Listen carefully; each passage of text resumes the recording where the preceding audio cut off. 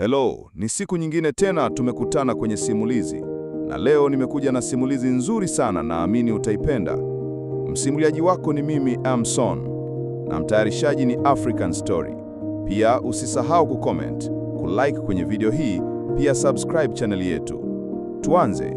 Jina la simulizi ya leo ni Simulizi, kijana wa maskini aliyebadilisha maisha. Utangulizi wa hadithi yetu.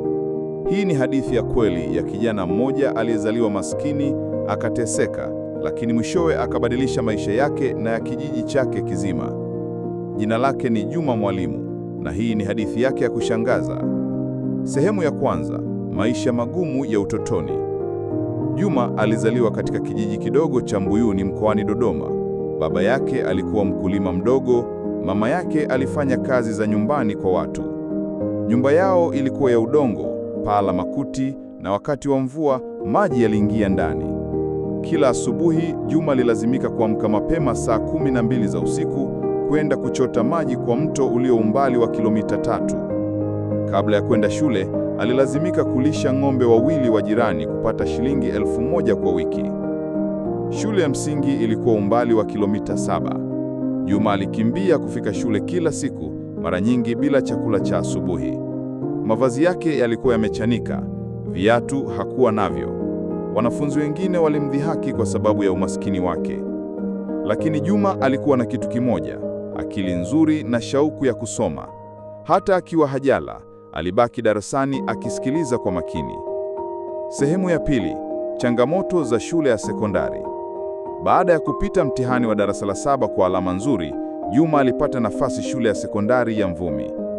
Lakini shida ilikuwa ada ya shule, shilingi 100,000 kwa muhula. Familia ya Juma hawakuwa na fedha hizo.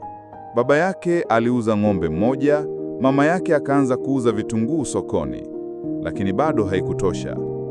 Juma alilazimika kufanya kazi za ziada, kupalilia mashamba ya watu, kujenga makaburi, kuuza maji barabarani. Mara nyingi alirudi shuleni baada ya kufukuzwa kwa kutolipa ada. Mwalimu mkuu Bi Mwakasege alimwona Juma akisoma nje ya darasa, akimwelewa mazingira yake magumu. Alimruhusu aendelee kusoma bila kutolipa ada nzima, kwa masharti afanye kazi za usafi shuleni. Hapa ndipo maisha ya Juma yakaanza kubadilika kidogo. Sehemu ya 3, mkutano wa bahati na mzungu.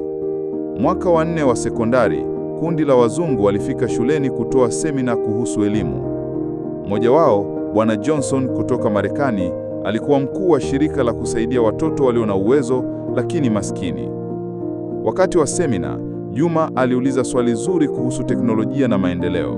Bwana Johnson alishangaa na akili ya Juma na jinsi alivyozungumza Kiingereza vizuri. Baada ya semina, Bwana Johnson alimuita Juma kando. "Kijana, wewe una kipaji. Je, ungependa kusoma chuo kikuu Marekani?" Juma hakuamini masikio yake. Bwana Johnson alimwambia Juma kuhusu ufadhili wa kusoma chuo kikuu nje ya nchi, lakini ililazima Juma apite mtihani wa NECTA kwa alama nzuri sana. Juma alipiga kazi kama hapana kesho. Alisoma usiku kwa taa ya kibatiri, wakati wote akiwaza kuhusu fursa hii ya maisha yake. Matokeo ya mtihani wa NECTA yalifika. Juma alipata Division 1 na kuwa wa kwanza mkoa wa Dodoma. Kijiji chote kilishangilia. Lakini safari ya kwenda Marekani haikuwa rahisi. Juma alihitaji passport, visa na mazinga mengi. Wazungu walimpa fedha za kila kitu, lakini hofu ilikuwa kubwa. Alikuwa hajawahi kuona ndege wala kujua nchi za nje. Siku ya kuondoka ilifika. Kijiji chote kilimzunguka Juma wakimbariki. Mama yake alilia kwa furaha na huzuni akimwambia, "Mwanangu, usitusahau kitajirika. Utatukumbuka sisi na kijiji chako." Juma alipanda ndege ya kwanza maishani mwake, roho ikimtetemeka, lakini aliahidi mwenyewe, "Nitarudi kuwaletea mabadiliko." Sehemu ya 5, maisha ya Marekani na mafanikio. Chuo kikuu cha Wisconsin kilimkaribisha Juma kwa mikono miwazi. Mwaka wa kwanza ulikuwa mgumu. Mazingira, chakula, hali ya hewa, kila kitu kilikuwa tofauti. Lakini Juma hakukata tamaa. Alisoma kozi ya uhandisi wa kompyuta na kila muhula alipita kwa alama nzuri zaidi. Miaka 4 baadaye, Juma aligraduate kwa shangwe kubwa. Kampuni kubwa za teknolojia zilianza kumtafuta. Alipata kazi ya $1000 kwa mwezi. Lakini moyoni mwake hakusahau nyumbani. Kila mwezi alituma fedha kwa familia yake na alianza mpango wa kubadilisha kijiji chake. Sehemu ya 6: kurudi nyumbani na mabadiliko. Baada ya miaka 5 Marekani, Juma alirudi nyumbani kwa likizo. Alifika na mradi mkubwa: kujenga shule ya sekondari mpya na hospitali ya kijiji. Juma hakurudi mkono mtupu. Alijenga nyumba nzuri kwa wazazi wake, aliwapa ng'ombe na mashine za kilimo.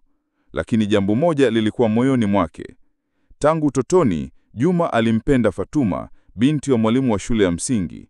Fatuma naye alimpenda Juma, lakini wakati aliondoka kwenda Marekani, hakumwambia hisia zake. Juma alienda nyumbani kwa Fatuma, akimwambia, "Fatuma, nimekuwa na kukumbuka kila siku miaka hii 5. Je, utakubali tuwe pamoja?" Fatuma, aliyekuwa ameshakamilisha shahada ya walimu, alikubali kwa furaha. Sehemu ya 7: mwisho wa furaha. Harusi ya Juma na Fatuma ilikuwa kubwa kijijini. Watu kutoka vijiji vya jirani walikuja kushiriki furaha. Leo Juma ni mmoja wa waajiri wakubwa Tanzania. Ana kampuni ya teknolojia inayowajibika watu 200. Shule aliyoijenga kijijini inatoa wanafunzi bora. Hospitali inatibu watu wa vijiji vingi. Juma na Fatuma wanaishi kati ya Tanzania na Marekani, lakini kila wakati wanarudi kijijini kuona miradi yao. Hadithi ya Juma inatuonyesha jambo moja muhimu: umaskini sio kimo cha maisha. Kwa bidii, uvumilivu na msaada wa Mungu, kila mmoja wetu anaweza kubadilisha maisha yake na ya wengine pia. Mwisho.